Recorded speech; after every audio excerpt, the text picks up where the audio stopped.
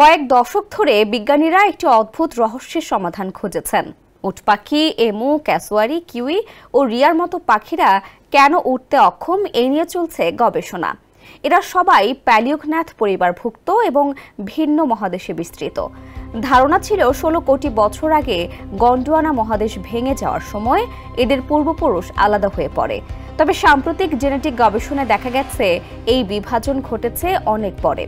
যুক্তরাষ্ট্রের স্মিথসোনিয়ান মিউজিয়ামের গবেষক ক্লারা উইডরিগের নেতৃত্বে পরিচালিত এক গবেষণায় লিথোর্নিস প্রমিসকুয়াস নামের জীবাশ্মে উড়ার প্রমাণ মিলেছে। স্যান্ডেলিনা সো রূপচর্চায় আভিজাত্য। এটি 6 কোটি 60 লাখ বছর আগে প্যালিওজিন যুগে যুক্তরাষ্ট্রের ওয়াইওমিংয়ে বাস করত। জীবাশ্মটি অক্ষত অবস্থায় পাওয়ায় বিজ্ঞানীরা এর বুকের হাড় স্ক্যান করে ওড়ার ক্ষমতার প্রমাণ পেয়েছেন।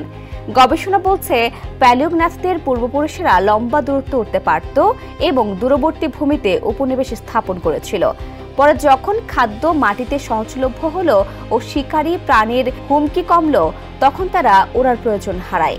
বিবর্তনের ধারায় কেউ উটপাখি বা রিয়া হয়ে দ্রুত দৌড়বিদের রূপ নেয়, কেউ ক্যাসোয়ারির মতো শক্তিশালী প্রজাতিতে পরিণত হয়। ফলে আজকের উড়তে অক্ষম পাখিরা আসলে একদা আকাশে বিচরণকারী পাখিরই বংশধর। কিছু আধুনিক বক ও ইগ্রেটের মধ্যে এমন বিস্তারের ধরন দেখা যায়।